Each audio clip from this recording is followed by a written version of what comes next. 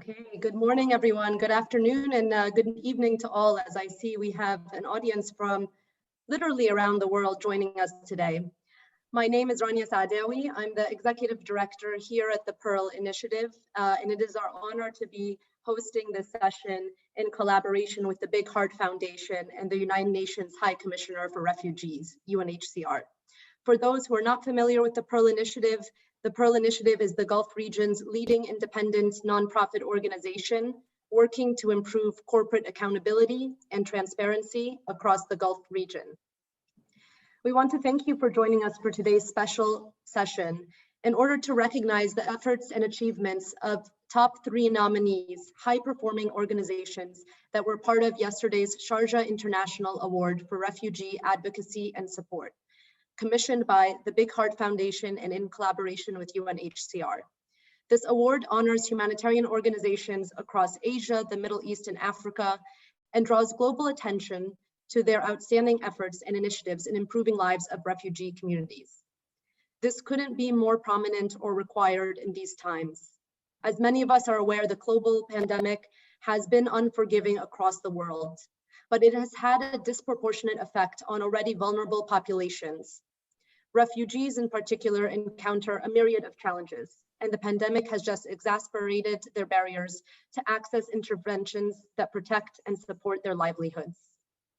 And as such, it is with greater pleasure that we gather here today, female founders of 3 high-performing nonprofit organizations that have exhibited demonstrable efforts and achievements in innovative approaches to the continued protection and delivery of impactful services to refugees during such an uncertain time and global disruption.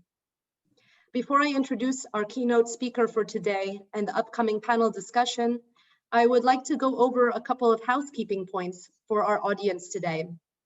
The purpose of this panel discussion is for you, the audience, to really engage with our panelists throughout today's discussion. And as in many of our webinars, we like to keep them as interactive as possible. We have allocated the last 15 minutes or so of today's session to answer any questions you have for the panelists. And we encourage you, the audience, to send in your questions throughout the webinar through the chat function on Zoom. And our moderator, the esteemed Bassam from UNHCR, will try to address them throughout the panel session and certainly at the end during the curated Q&A session. For those that would prefer to listen to today's session in Arabic, we have live translation, and I believe we have a link below for you to click on to listen to the Arabic live translation, and it should be also featuring in the chat function. Before we begin the panel discussion, led today by UNHCR, it is really my true honor to introduce Her Excellency Mariam El Hamadi, the Director of the Big Heart Foundation. Her Excellency has led the Big Heart Foundation since 2017, a Sharjah-based global humanitarian charity dedicated to supporting refugees and people in need worldwide. This has resulted in support for hundreds of humanitarian projects across education, healthcare, access to services, foods, and goods for vulnerable populations across the Middle East and North Africa, and globally. The Big Heart Foundation, under the patronage and vision of its chairwoman, Her Royal Highness Sheikha Jawahir Al-Qasimi, the wife of the ruler of Sharjah, the foundation strategy focuses on investing in long-term sustainable projects that have a direct impact on communities and works in partnership with the communities and in collaboration with different entities to ensure greater scale and impact. At the focus of the foundation strategy is to always provide an agile response to the community's needs, and in doing so, achieving the UN Sustainable Development Goals. Thank you, Your Excellency, for your time and for the incredible work that the foundation does and continues to do to support vulnerable populations worldwide. And with that, I would like to hand the virtual stage over to you for your keynote speech. Your Excellency. Thank you so much. First off, let me begin by thanking everyone for making the time to join this session. We're excited to present you with a more casual discussion on humanitarian work and refugee support as part of Sharjah International Award for Refugee Advocacy and Support 2021.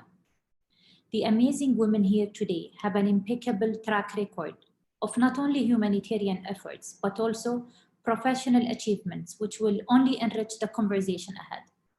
If we focus the lens though on their humanitarian work, it's nothing short of truly genuine, far-reaching, and innovative. Each of their organizations have made a great deal of impact in the lives of many, which you will hear about in more details directly from them. Through Sharjah Award, the Big Heart Foundation looks to highlight such organizations that support and advocate for refugees and create a real difference in their lives. The Big Heart Foundation is also an organization that is constantly on the lookout for projects that are empowering for girls, women, and all members of society. And because we believe that together we can protect girls' human rights in all circumstances, and we will make girls' voices heard in decision-making, we proudly announce that in partnership with NAMA, our sister organization, we will be implementing 3 special grant projects with RefuSHE, INARA, and the Lotus Flower, which will go to support many different aspects of life, especially for girls and women. As partners in this field, each of us have a shared responsibility to go beyond providing support and safe asylum to the displaced. We must be committed to use our influence and resources for the betterment of life wherever possible. I'm going to leave you now with the panel for what I can only imagine will be an insightful discussion.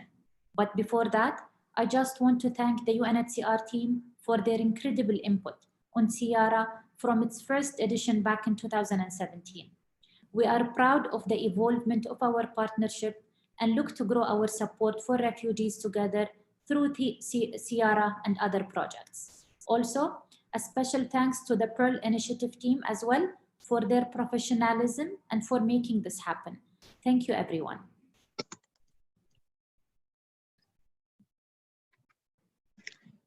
Thank you so much, Your Excellency.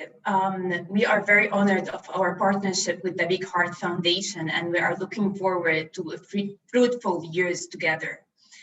Good afternoon, everyone. Good afternoon from Dubai. I'm Bisan Salame, a Senior Private Sector Partnership Associate at the UNHCR. Our work at UNHCR is to protect refugees around the world and build a better future for them.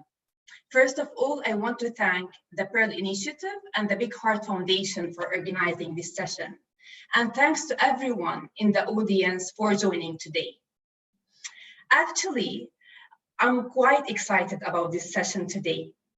And I'm quite excited to discuss with Sharjah Award 2021 winners, 3 inspiring women who dedicated their time, efforts, and resources to help refugees.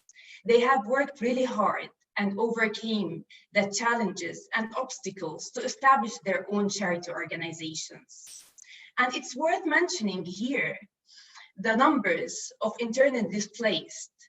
The numbers of internally displaced have reached a new peak this year. More than 82 million are forcibly displaced. And behind each number is a story of displacement and suffering. They require our attention and support, not just with humanitarian aid, but in finding solutions to their plight. So these 3 wonderful panelists have been in the front lines, supporting and helping refugees in the MENA region and in Africa. So today we will hear from the panelists on their efforts and initiatives to improve the lives of refugees. And we will go through each one of the panelists to kindly introduce herself. And let's start with Arwa. If you can please introduce yourself and your work. Hi, thank you. Thank you for having me. Thank you for this honor. Everyone, thank you for joining us. My name is Arwa Damon. I am a CNN Senior International Correspondent and the co-founder and president of the charity INARA that treats war-wounded children, and it is an absolute pleasure to be here.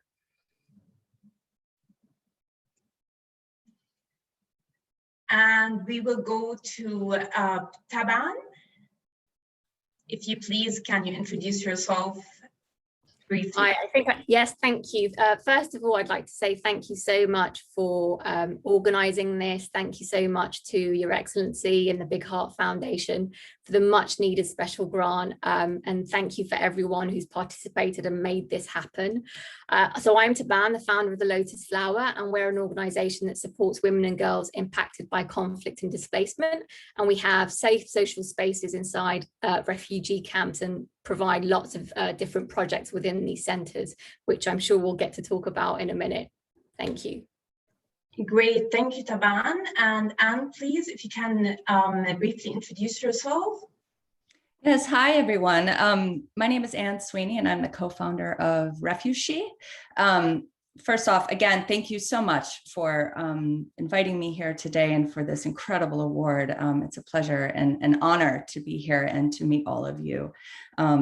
We are the only organization based in Kenya that serves unaccompanied and refugee girls and young women and their children exclusively in the urban sector with a comprehensive suite of services. Great, thank you so much, panelists. So now we will display 3 short videos about your charitable organizations.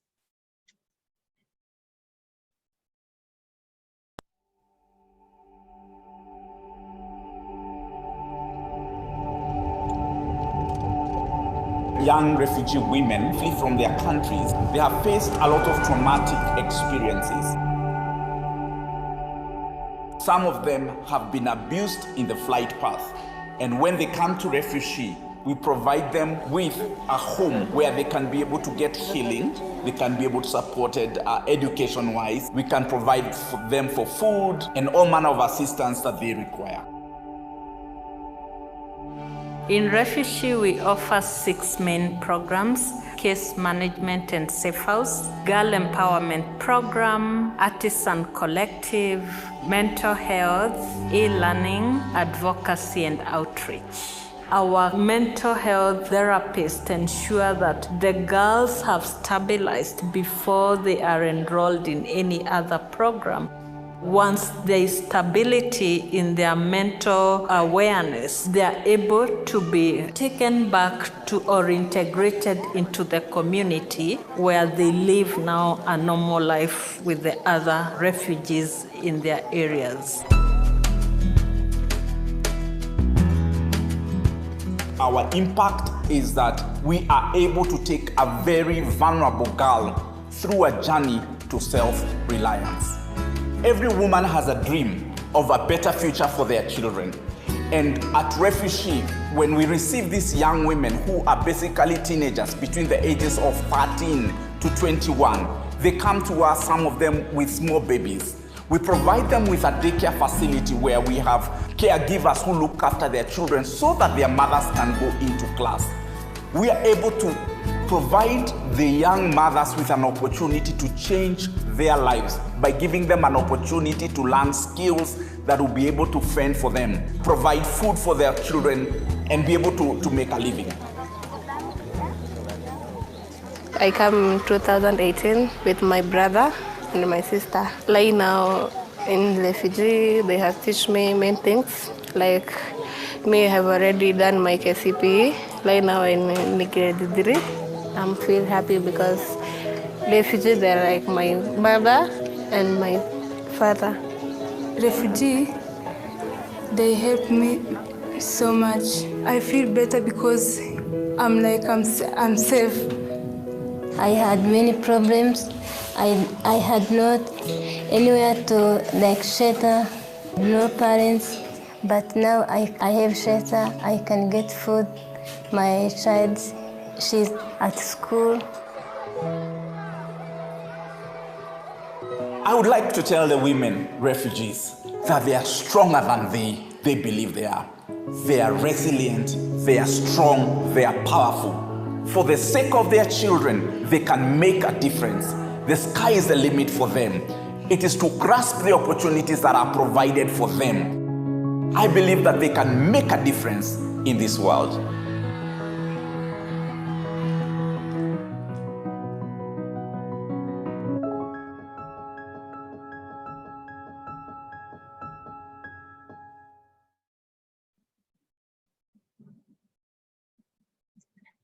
such an inspiring work.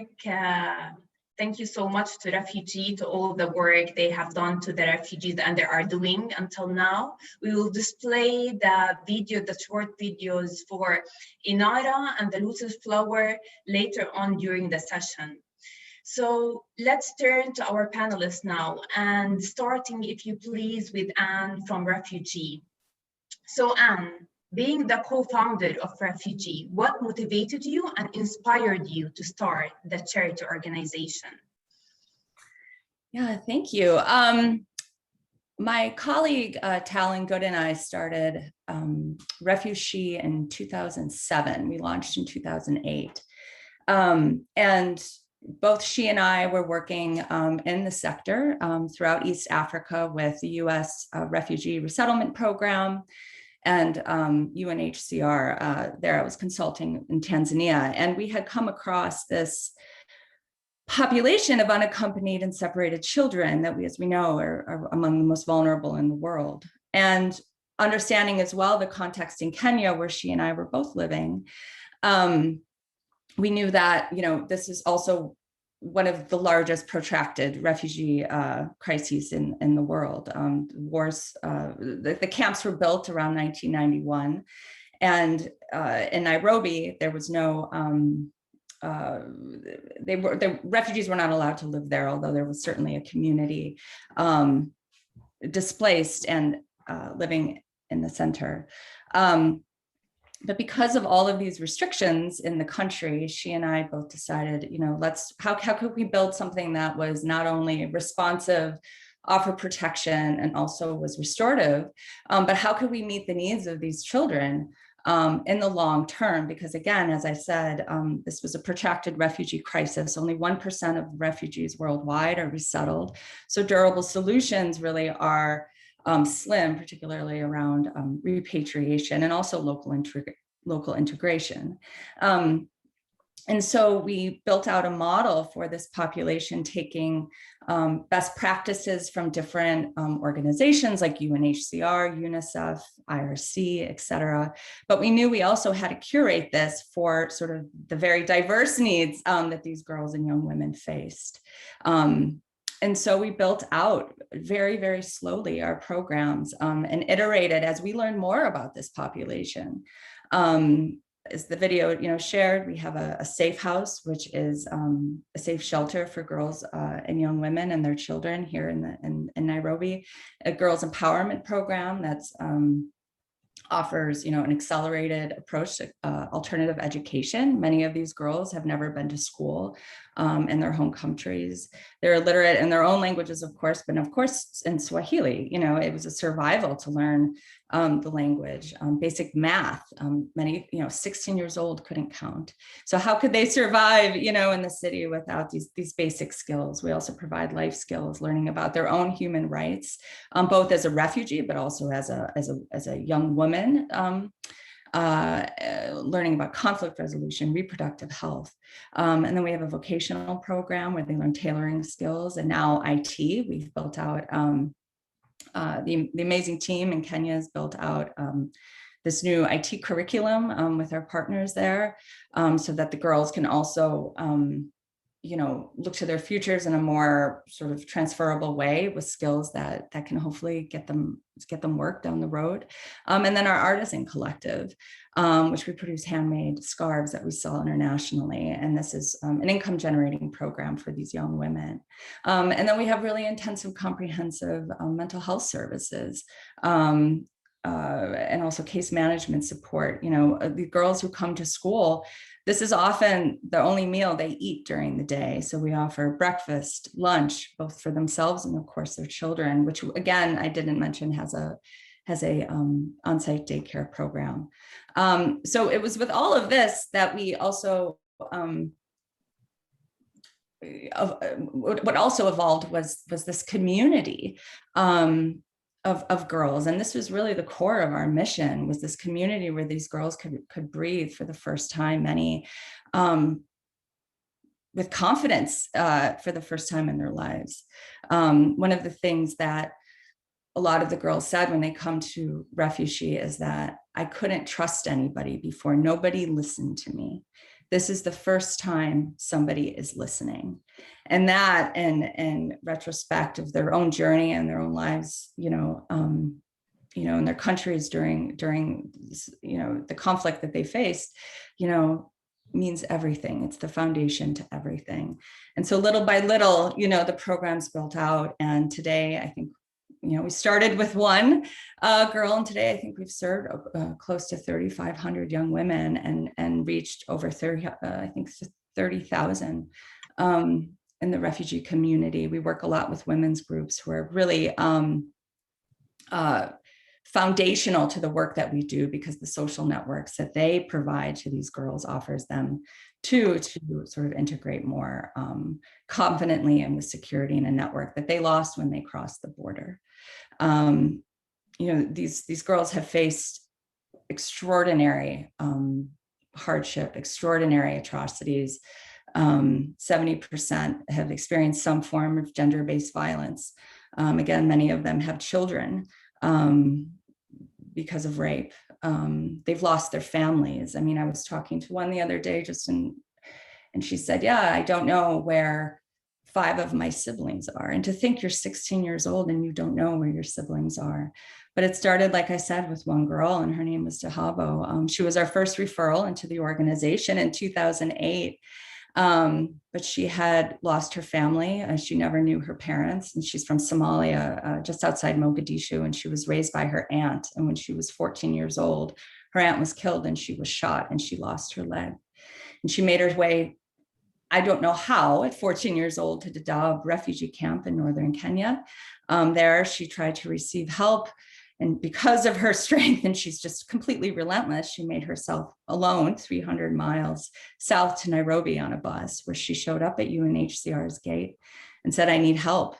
And UNHCR at that time, who's become just a tremendous partner in our work since the onset, said, we have an organization that just opened up, and its name is, at that time, Hashima Kenya, and she came, and now she's resettled in the States, has 3 kids. She won the Voices of Courage Award in New York City with the IRC, and she's just been like I said, a relentless, but such an inspiring catalyst for the organization, and also our programs, and trying to help our girls understand sort of what their voices mean and could mean as young women. And so that's again, it's been an extraordinary journey, and the team in Kenya is amazing. Our CEO, Jeffrey Thige, is wonderful. We have a team, Jalen Audley, Jesse Wolfs, and just an amazing team of innovative, compassionate thinkers who are 100% committed to building this inclusivity and safety and sort of happiness that this community is and continues to evolve as. So thank you. Thank you so much, Anne. And you are absolutely doing a wonderful work. It's worth mentioning here that we have visited a safe house, the Safe House by Refugee with the Big Heart Foundation in Nairobi in 2019. And we were quite impressed by the work you are doing for the refugee children and for the refugee women there. So hats off to you and to Refugee. So now turning to Taban. Taban from Lotus Flower's charity. You have left a promising career in asset management in the UK to join one of the local foundations in Kurdistan region in Iraq. And later you have established your own organization. Can you tell us more about the reason behind your transition and the story behind establishing the Lotus Flower charity, please? Yes, of course. So mine, I would say, is a mixture of personal and professional. Personal, I'm a genocide survivor from Saddam Hussein's era. So I was a child political prisoner at the age of 4. I escaped being buried alive, and we spent like a year fleeing, not just the Iran and Iraq war bombs at that time, because they were happening mainly in rural areas, but also because our name was on the death list, and so they wanted us killed. So we were trying to basically survive. And eventually we were smuggled into Iran, and my father, who had joined us, was actually poisoned. So he was eventually poisoned. And when he was taken into Iran, Amnesty International picked up on his story and flew him to the UK to get medical treatment urgently. And after a year, we ended up in the UK as refugees. So I arrived in London at the age of 6. So that's from the age of 0 to 6, I'd already experienced a lot of conflict and displacement and all the traumas that come with that. And I'd seen things that a child should not see at that age. I still don't know how my mum managed everything alone with 2 children. And I'm, you know, forever inspired by her. But when we arrived in the UK, you kind of felt like a refugee, and I could empathize with those feelings. But we were very lucky and safe, and ended up having quite a safe upbringing. And eventually, you know, did all the normal things, went to university, ended up working, and I ended up becoming like a technology project manager for an asset management firm. So my job was very secure, and I had like a lovely job. And then I was asked to do a genocide remembrance talk at the House of Lords, and I thought, I did it for the first time and spoke about my past and history. And as soon as I did that, I realized that I need to be doing something more connected to my past. And of all people in the world, I decided to ask my CEO at the time for some advice. And we never had like a working relationship, but for me, he was a great visionary, and he'd set up the organization. And I felt like he would have an answer. And so when I went to him, he just said, "Taban, you're too special for that corner desk. Can you please go and fly?" But what he didn't realize is the following week I left, I literally went and flew. I ended up working for a local organization that was on military helicopters delivering aid to trapped Yazidis on Mount Sinjar. So I literally went and flew, and I spent 15 months with that organization, very front line. They built camps, so it was a massive project there, endless distributions, lots of support work with the women and girls. And actually, I worked very closely with the women and girls that were impacted by ISIS. So the ones, the Yazidi women especially, who were taken by ISIS, raped, sold on as sex slaves, and all traumatized because of what they'd experienced. You know, a lot of them had had family members killed in front of them, even if they were the ones that went up the mountain. It was all so traumatic. And so when I came back to London after 15 months, I realized I couldn't go back to a normal job. There was just no way I could do that. And so I sat there for 3 months trying to figure out, what do I do? I don't have any money. I have nothing. I'm a single mum, but I can't leave what I've just experienced. So I just decided to set it up and hope for the best. And I set it up in my living room with absolutely no money. We managed to save or fundraise a little bit of money for some projects, and we actually went directly. And that's how we started our initiative, was to really work directly with the communities and ask them, okay, what is it that you want? Not what I want, what do you want? What do you need right now? And, you know, a lot of them are traumatized, and, you know, people were making projects for them. But actually, when you ask them, the response was, okay, we know we've experienced this, but actually, I need to feed my kids. Like, I have to find a way to feed my children. So the first project that we implemented was an income generating project. And what we found with that was the space that we had in the center, like in the refugee camp, was the unique thing that was needed. There was nowhere for the women and girls to kind of come together in a safe social space. The men and boys can go out the camp. They've got restaurants, they've got cafes, all men cafes. They've got all these things, but there was nothing for the women and girls. And so that's when we decided, actually, we're going to start creating safe social spaces in these refugee camps, especially for women and girls.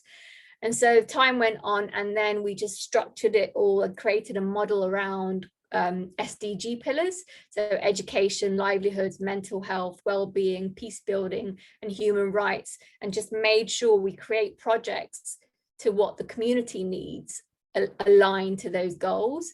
And to date, we've managed to help 35,000 women and girls. And, you know, as a lean, small organization, I'm still astonished at how amazing the team is and what they do. And we've just been extremely, extremely grateful and how far we've managed to be able to help women and girls. Thank you, wonderful. Thank you so much, Taban. And your work is beautiful at the name of your charity organization. Thank you. The lotus flower grows in muddy water only to blossom into something beautiful. And this is what you are doing. We are going now to screen a short video about lotus flower.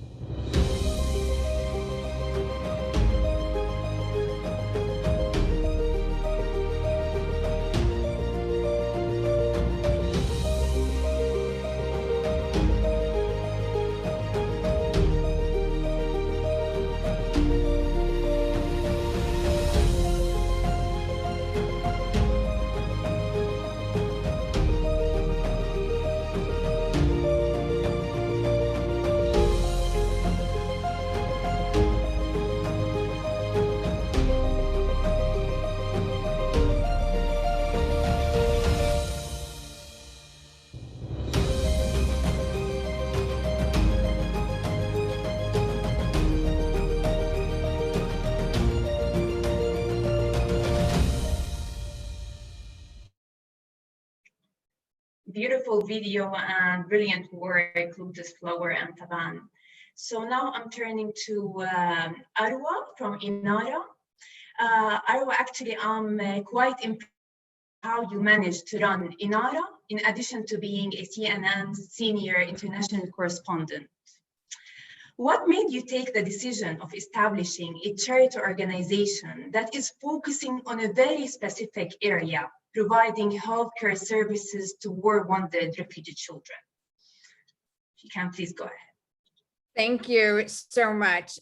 So INARA is very much based on my personal experience since 2003, working in any number of war zones ranging from Iraq to Syria to Afghanistan. And we constantly are coming across wounded children whose parents either don't know how to navigate this very complicated medical landscape. They don't know what services are available, or at times the service that they're specifically looking for is not there. But to tell the story of how I actually came up with the idea of INARA, I need to swing back to 2007 Iraq. This was a time when Iraq was fraught with violence, and quite frankly, let's face it, nobody really cared. No news report was resonating. Everyone had Iraq fatigue, war fatigue, you name it. 100 bodies were showing up in Baghdad a day, unidentified, massacres on the streets. Nothing was really moving the needle in terms of interest in what was happening there. And in the middle of all of this, Wissam shows up at our office with his 5-year-old son, Yusuf. Yusuf had been playing in front of his house when unknown masked men came, poured gasoline on his head, and set him on fire. Wissam, Yusuf's father, had gone door to door, charity to charity, ministry to ministry, looking for help, and randomly ended up at CNN's Baghdad bureau. And I remember when he walked in the door with Yusuf, and I'm actually getting goosebumps talking about it right now, but Yusuf's face was just this mask of hardened rivers of scar tissue. He couldn't open his mouth to eat properly, and so he would take little clumps of rice and tried to shove it in between his lips. He was angry. He was lashing out at his parents, at his baby sister. And so we told Wissam, Yusuf's father, look, the only thing we can do is try to tell your story, but here's the reality. There's a lot of apathy towards Iraq reporting right now. Suffice to say, the story went viral. I mean, literally blew our minds. The responses that we began getting via email, phones ringing off the hook, it transcended nationality, ethnicity, boundaries. Everyone really wanted to come together to help this little boy and his family. And long story short, they end up going to America through a combination of donations made by CNN viewers and the Children's Burn Foundation in Los Angeles. And I remember, because I was able to travel with them, in our first days there in the US, we took the family to the beach. And Yusuf looks out at the ocean and all of a sudden just starts screaming and running towards the waves. And he's laughing. And I look over at his mom and his mother is sobbing because she hadn't heard her little boy laugh at this point in well over a year. Now, Yusuf, throughout the course of the years, has had multiple surgeries. He's had all sorts of support. And one of the most extraordinary things, because I'm still in touch with him and the family, is that by the time he reached about 12, 13 years old, Yusuf no longer really remembered the attack. That attack, that horrible act of violence, was no longer sort of the defining memory of his psyche, but to a certain degree had been replaced more by the kindness, the compassion, the people reaching out to him that he had witnessed afterwards. And so come, Syria 2012, I'm still in the middle of these horrible situations. We once again have this situation where there's apathy towards the reporting. None of the journalism really felt like it was moving the needle. And I frankly was sinking into something of a deep depression of, what can I do? I need to do more. I can no longer just bear witness. And I knew that this need was out there, that children were falling through the gaps in medical care. I knew that no matter how cynical I was, Yusuf's story had already proved to me once that the kindness of strangers exists, and that what we really need is an organization that can identify gaps in medical care or in access to medical care, find the money from somewhere, and then find the medical institutions and bring it all together for these families. And so that's pretty much how INARA ended up being born. And now, we operate in Beirut, we operate in Turkey. We've just expanded to add mental health to the services that we provide for a more holistic sort of treatment plan for the children. But I think also, what's quite important is I don't believe in competing with, other organizations that are out there. So we specifically look and see what other people are not doing, which can range from burn scar revision surgeries. What does that mean? It means a kid who's been burnt in a bombing, but the tissue is scarred in such a way that they can't move their hand or a part of their body. We fix that.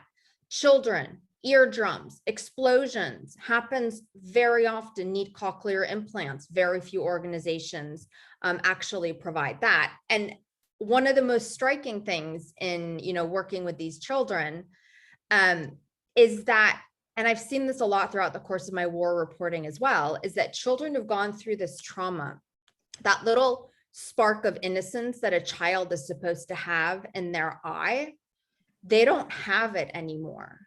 But what you realize once you start giving them assistance, once they start realizing that, this experience that they've been through does not have to consign them to a life in the shadows, you realize that that spark of joy, of childlike joy in their eyes, it's been deadened, but it's not gone. And we can actually help to bring it back. Thank you, Arwa. The story of Yusuf is very touching and inspiring. And as you say, you may not be able to change the children's past, but you are definitely helping them to build a better and healthier future. So thank you, and thanks to INARA. And now we are going to watch a short video about INARA.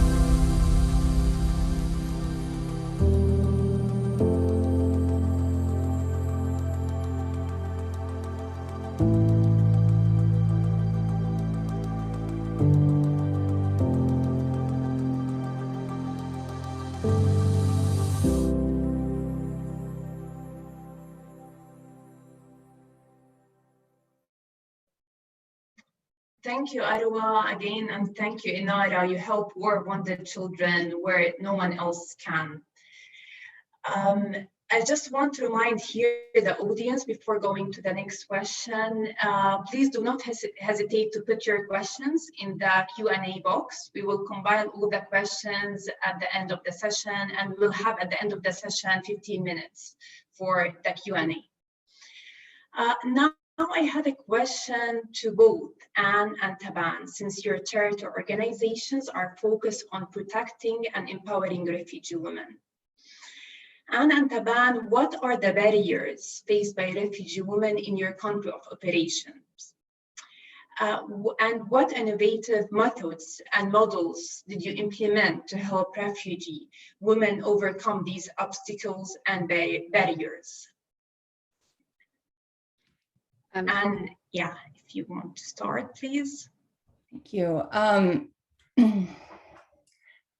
think in Nairobi specific, the barriers are many. Like I said, there's an encampment policy that is enforced, where again, refugees are to remain in the camps in the north. So without a mandate, the urban refugees, are essentially undocumented and without rights. And because of that, refugees can't work. They're highly insecure. There's tremendous xenophobia. And now with COVID, the economic impact on livelihoods is tremendous. But to be unaccompanied or separated without your family or orphaned, without guardians who you trust and who will protect you, oftentimes to survive, you're left, to face tremendous, barriers in your own right, like such as prostitution, or, if you're working as a house girl, for instance, it's domestic help, to get a bed to sleep on. A lot of these girls have faced abuse by their host families. Barriers in terms of education, not being able to enroll in school. And again, if you're illiterate, you can't, and you're in a foreign country, not being able to read English or Kiswahili is tremendous. Barriers of not being able to, trust the community you live in, the police always being on foot, making threats, to again, go back to the camps. Is something very real and that refugees face every day. And again, to be without family and to be a young girl where you have this higher risk and exposure to gender-based violence, especially forced marriage, is tremendous. Many of the girls that have come to RefuSHE, were smuggled across the border. They're from South Sudan, Somalia, Ethiopia, the DRC, and smuggled for, a better life. Thinking that again, if they come to Nairobi or if they come to the camps, they'll be able to find safety. And oftentimes that's just not true. And because of that, and because too of the current context of the world, right? And also issues around, resettlement essentially stalling worldwide as well. The barriers are even greater. And that's why an organization like RefuSHE is truly the lifeline, both in the immediate and the long term for many of these girls. And I think with COVID, especially, the organization and the team there has been tremendously agile and adaptive, right? Which is why we were founded, and we're able to respond to this quite rapidly in ways that we weren't able to before, and to problem solve quick on our feet. To, for instance, when our programs were shut down, because of the state directive in March 2020, when the city locked down, we went to an e-classroom, Google Classroom, right? Which was working. And then the team thought, well, what if we could do this bigger? What if we can create and pioneer a model that could reach even more girls who maybe aren't in Nairobi or don't have direct access to the programs? And so they're designing and now rolling out a learning and wellness platform that will not only have education online, but also wellness opportunities like access to trauma therapy and the like, that are curated for the populations that the organization serves. Again, with our IT lab, this is tremendous, and something that, computers and the way the world is moving, to have this on site and to be able to work with such tremendous partners to roll that out as well is something that I think is really unique and will transform a lot of these girls' ability to not only learn the skill, but also feel that there's actual pathways to economic mobility in the future that will sustain themselves and their children. And to mention as well, another barrier to your point is a lot of the organizations before we were established, didn't have this comprehensive suite of services. They didn't have the ability to, provide education, provide safe shelter, provide intensive case management services, let alone opportunities for economic resiliency. And so to do this, and then to also be able to address young children that some of the girls have, and to have this on-site daycare center was really tremendous and unique.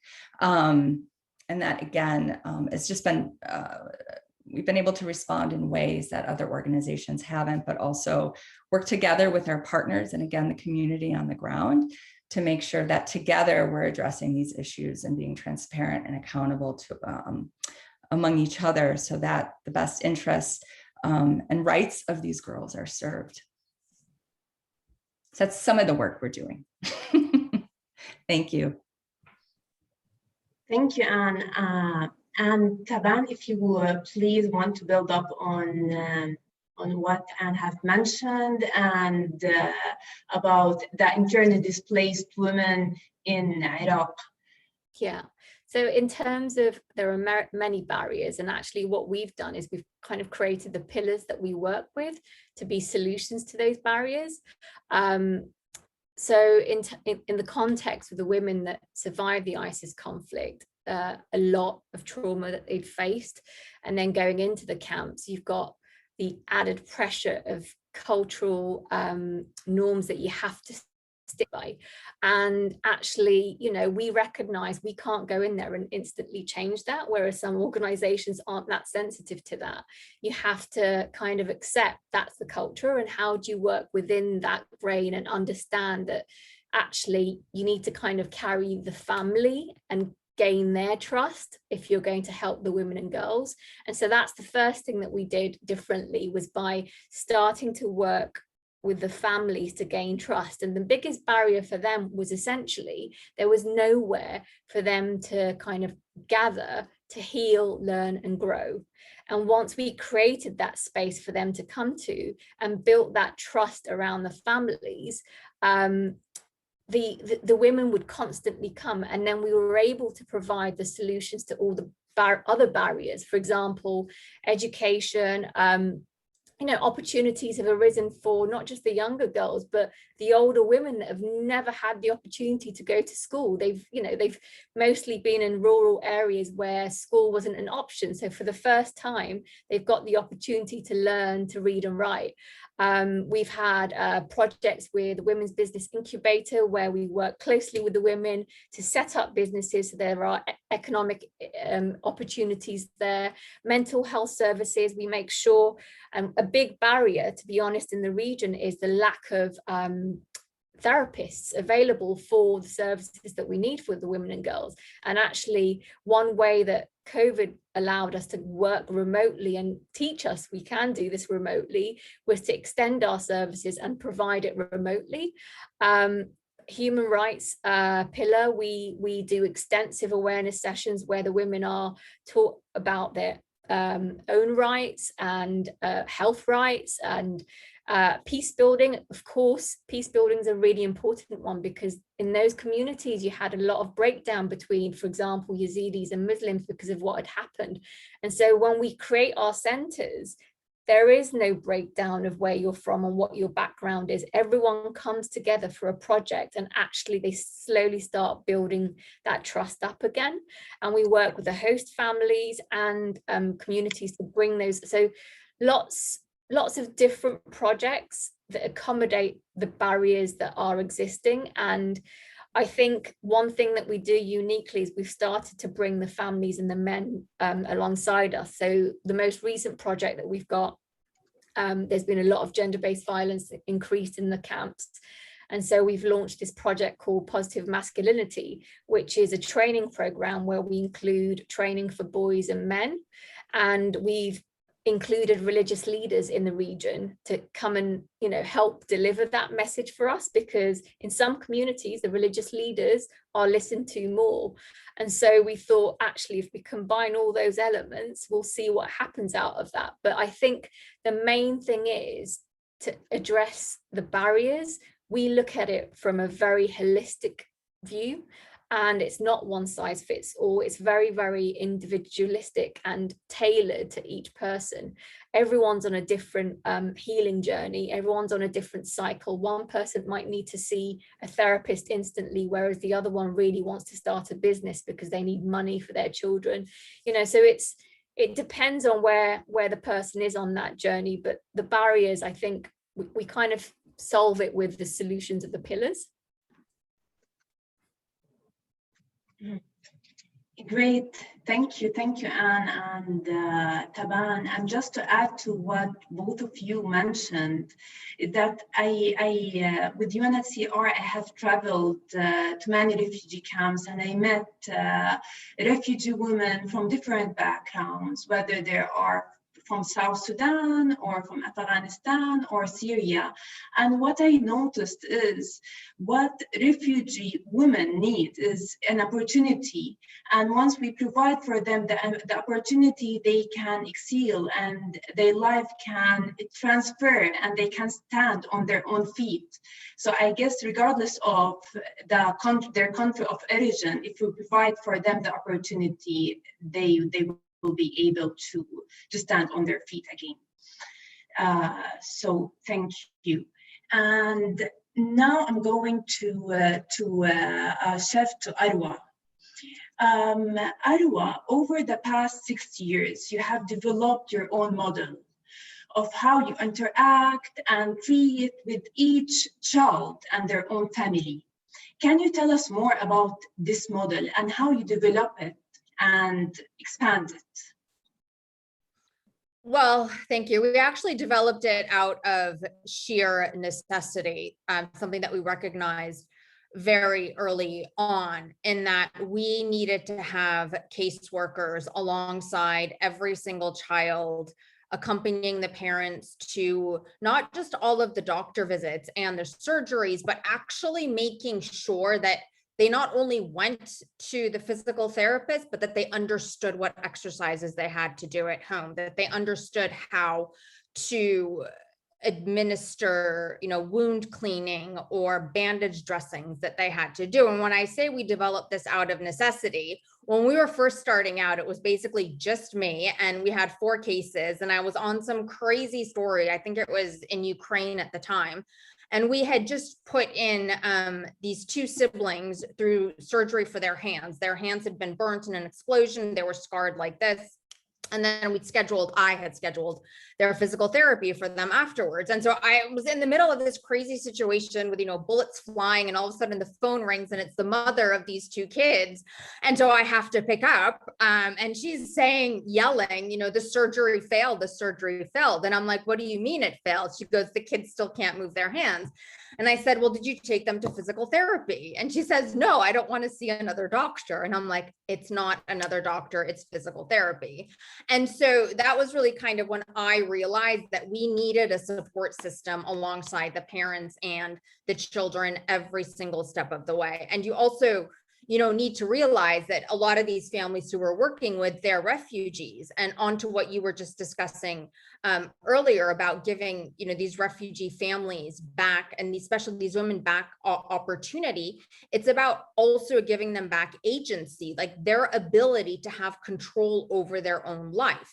They've been forced to flee because of circumstances over which they had no control. They are more often than not in a foreign country. They don't know how to navigate what's around them. A lot of the big organizations' hotline numbers are just ringing off the hook. They can't get anybody. And so having that one phone number where they know that if they call it, they have our caseworker who will answer, who will listen, who will help them through anything, no matter what it is, it gives them that little bit extra bit of a support system that then allows them to feel like, to a certain degree, they are able to retake control. The knowledge that their child is finally getting medical and mental health treatment allows them to also feel a bit more of control over their own life, because this huge looming stress on them is being slowly lifted. And that's why, you know, we find this model to be extremely important in terms of creating a support system to ensure best practices, not just for the child, but for the parent as well. And you do see a ripple-on effect of the ultimate impact that is generated. You do see a profound shift in the way that the child starts interacting with their surroundings, and in the way that the family starts interacting with their surroundings. Great, thank you, Arwa. I'm quite impressed actually by how you developed your model and the process, even to expand your work from Lebanon to Turkey, which is quite impressive. So now, actually, we cannot close the session without tackling the subject of COVID-19 pandemic and its impact on the life of refugees. COVID-19 has created new emergencies for refugees on top of existing ones. Due to COVID-19, 74% of refugees can only meet half or less of their basic needs. So I have a question to all the panelists. If you can briefly mention how COVID-19 affected your work and what kind of changes you have applied to your plans and strategies to cope up with COVID-19 pandemic. Anyone want to start? So we were impacted in two ways. Firstly, funding just went down, and then my heart just went, but our work did not stop at all. And actually, this is what made me realize we're very unique in the position that we have. We hire community mobilizers inside the camp. So we have staff inside the camp all the time, because I believe where you can, always hire locally, and all our local teams are local. And if we can find the skills in the camp, we'll hire from within the camp. And actually what happened was all the camps were completely cut off. So when the lockdowns happened, everyone was completely locked off. Unless you were a medical organization or a food essential distributing organization, you weren't allowed in. Now, that meant most other organizations, all our centers had to close. The women's businesses had to close, which was really sad. Mental health services, you know, it was in desperate need. Gender-based violence rised. And we were able to continue our work and take it all remotely and online, purely because we had staff actively working in our like in the refugee camps, and they became our focal points to our contact. And so we actually continued to run our awareness sessions around gender-based violence, mental health services. Our therapists continued to work. So actually, despite our funding going zoom, we were the busiest that we've ever been, because we were the only functioning organization to provide services for the women and girls. Thankfully, thank God, we were saved, and we continued our work. So for us, COVID was a massive learning curve in so many ways, but it's also shown us that actually our agile and adaptive way is exactly the way that we should be working, and it works. Thank you, Taban. Yeah, similarly, Taban, I think RefuSHE, you know, face similar, you know, very dramatic, traumatic situations. You know, again, as I mentioned, at lockdown, you know, the city shut down. And I think what we did is, obviously, our caseworkers were in continued communication with the girls living in the community. We continued to provide food baskets. so on and so forth. And as I said, you know, we rolled out this e-learning class platform, you know, in response to COVID, that allowed us to be more responsive and to think again, if this were to happen in the future, or, you know, if we can reach more girls, how can we do this in a way that was really effective, but also had high efficacy.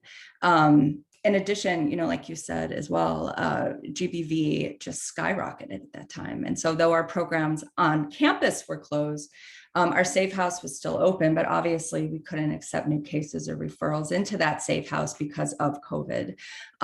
So quickly the team got together and said, we have to do something. And so they found a second safe house where they you know, tested any new referral before they entered to make sure they didn't have COVID, quarantine them for 2 weeks, and then was able to sort of transition them into the other safe house. So it was sort of a safe gap to make sure that we could still be responsive and provide these services.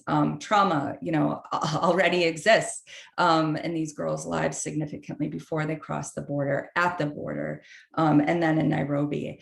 And now with COVID, just, you know, I understand that even the women's groups that we work with, you know, they're calling staff just in panic with even more heightened anxiety. The girls, of course, as well, about, you know, what does this mean to them? Their small businesses, for their children, for their education and their futures. And so, you know, as I mentioned, this learning and wellness platform will really sort of dramatically sort of increase access for these people, these women and these girls in need to access trauma therapy. And then on site in the future, we'll be building out a curriculum for trauma therapy so that they could also on campus gain even more insight into sort of what their trauma means and to take more control of their lives. In Swahili, there's no word for trauma, right? And so for these girls to understand sort of be able to respond to sort of some of the triggers that they face, and also access, you know, therapy in new ways like EMDR. It's really an innovative sort of, I think, response to therapy, but also thinking of how can we sort of integrate more nuanced evidence-based approaches into our work that addresses these really intensive issues. We'll also be integrating more yoga into our work in the future, which has just already had a huge impact on these girls' lives pre-COVID, which I think is just so exciting, to be able to really, you know, bridge and marry, you know, not only traditional therapy, of course, curated for, you know, culturally and linguistically for the girls we serve, but also dance therapy, you know, yoga, and so on and so forth into their lives. I think will have a tremendous impact moving forward. I'm really excited about. So sort of a silver lining out of this really desperate, terrible situation was, again, that we were just able to really be responsive and adaptive. And I think being small and nimble is what allowed us to do that really well. Great, thank you. And Arwa, if you want to build up on what Taban and Anne mentioned. Yeah, so for us, you know, given that a lot of the children, all the children that we work to have been injured, the vast majority of them inside a war zone, and they've then shifted to a place that is meant to be safe. And so they're told, whether they're in Lebanon or Turkey, that they are now safe. And now all of a sudden you have this threat called COVID, where the safe space that they thought they were once in is no longer safe. And so that obviously causes a very severe compounded trauma and allows old traumas to reemerge. And then we also, you know, like everybody else, funding went, I mean, what are you gonna do? And we also recognize that given that a lot of the families that we work with are refugee families, they are all reliant on day jobs, which means that the minute countries shut down, that's it, there's no money. And we later did a survey among our families and found out that if they had to rely solely on their income, the vast majority of them could only put on 1 or 2 meals of food a day on the table. And so what we immediately did at the onset of COVID was very quickly recognize that, these families weren't going to be able to afford food, and they weren't going to be able to afford the sanitizers, the face masks, all of that other stuff. A lot of them, even struggled to have, basic running water. And so we actually, and huge debt of gratitude to my staff, they all took a pay cut because we realized we had to stretch what we had in the bank. Because of the shutdowns and restrictions on movements, we were only taking emergency cases in for their surgery. So we slowed down the program a little bit, and then we pivoted very quickly to doing a COVID distribution for food baskets and hygiene kits, not just to our INARA families, but to more than 1,000 other families that we identified in both Turkey and Lebanon. And so we finally did get, through it. But then when it came to Lebanon, we then had the compounded issue of the horrific Beirut port blast.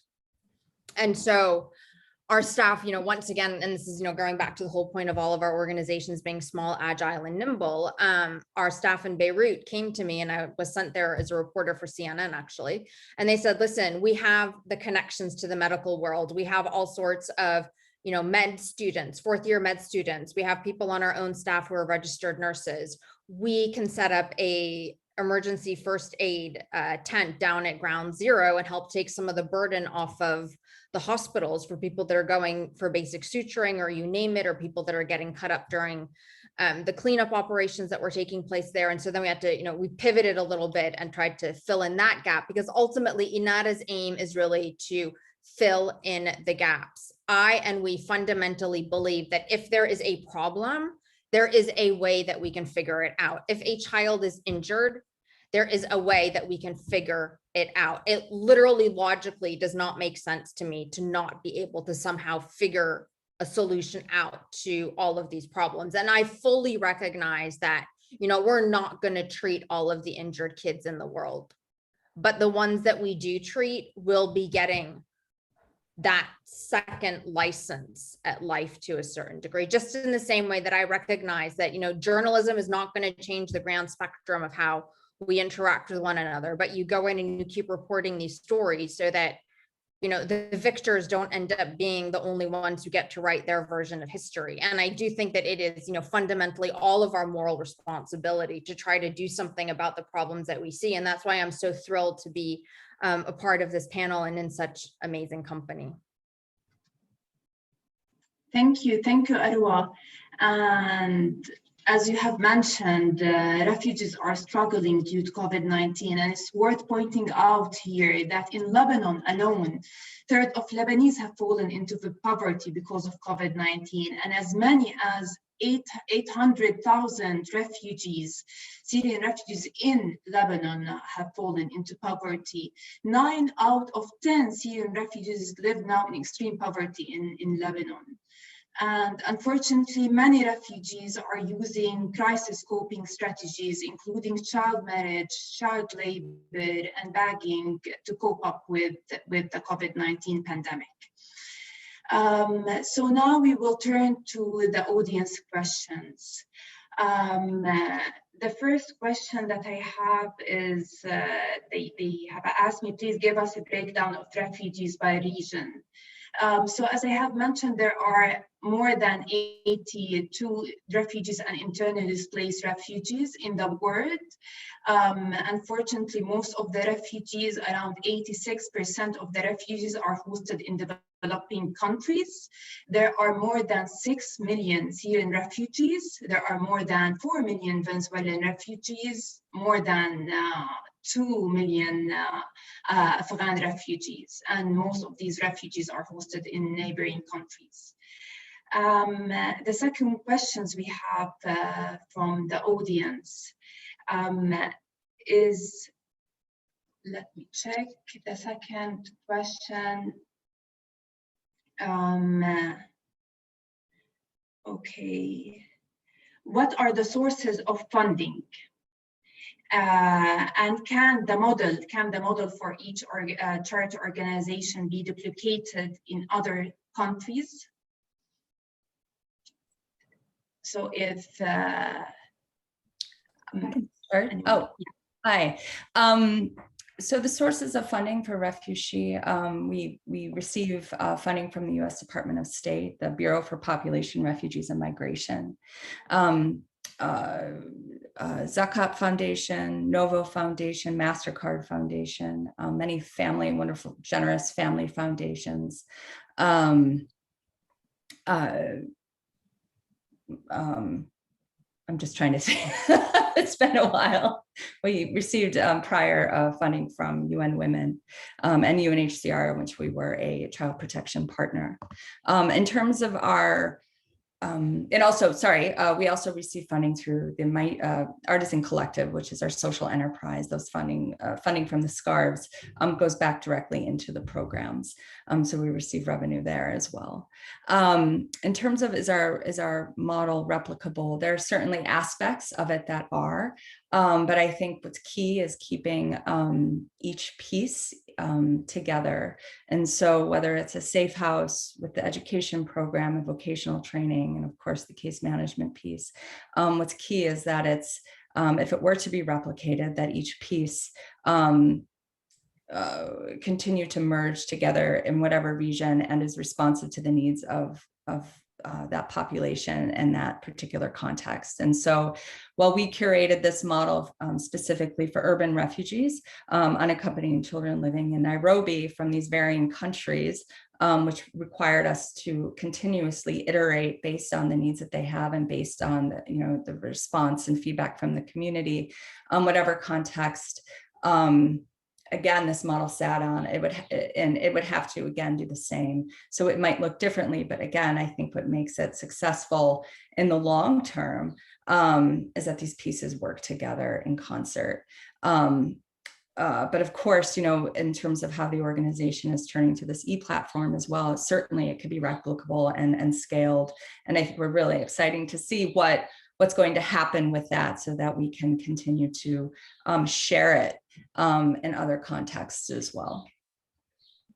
Thank you, Anne. Arwa or Taban, if you want to add, please. So for us, we are funded by various foundations, individuals, organizations. And in terms of the model being replicated, I think definitely, yes, we've kind of created it in a way now where we have the right model and it can be replicated in another country. All we would have to take into consideration is the context and the sensitivities to that region, and that's it. So yeah, keep the answer short. Thank you, Taban. And Arwa, you have same for us. A lot of our funding actually at this stage comes from individuals, online donations, as well as any number of smaller family foundations, and then bigger grants that we're applying for. So cross fingers that we get those. In terms of the model, the bare outline of it, so what are the gaps in access to medical care, what's needed, build a program to address that, have an in-house mental health component to it. That sense of it can be adapted, but actually INARA, we're looking at expanding to other countries, and we're also looking at trying to see how, as we expand our model, how do we do that in a more sustainable way, but also one that builds up resources in country itself. So right now, it's great that we can treat the populations that are already in Lebanon and Turkey, but how do we access populations inside war zones themselves? How do we build up a program that actually allows them to have the medical treatment that we're providing for them outside in country? So building up, local capacity, and we're exploring different ways to try to be able to realistically do that, where you're confronted with a number of very realistic challenges, such as which hospital do you partner with in an area that's not going to hopefully get targeted, to how do you identify the staff that you would train up, to what are the prevalent injuries that you're seeing. And the reason why this is quite important is that specifically when it comes to child pediatric blast injuries, if you intervene soon enough, early enough, the impact of the injury can be reversed, if not significantly reduced. But the key component to that, obviously, is early intervention and then ongoing interventions. It's not just a one-off surgery and then the kid runs off and they're great. It's repeated surgeries over the course of the years. So building up a medical infrastructure in these countries would be essential to a certain degree to be able to sort of expand the pre-existing blueprint, because it's not realistic to fly the kids out and then fly them back and then fly them out and fly them back. Thank you, Arwa. Thank you, ladies. And unfortunately, it's about time to close this session. I want to thank the inspiring panelists, and congratulations again for winning Sharjah Award. I want to thank the audience for joining us today, and special thanks to the Big Heart Foundation and Pearl Initiative teams. Thank you, thank you. Thank you so much. This is such an honor. Keep the great work going. Thank you, ladies. Thank you so much. Thank you. Thank you. It's been a pleasure.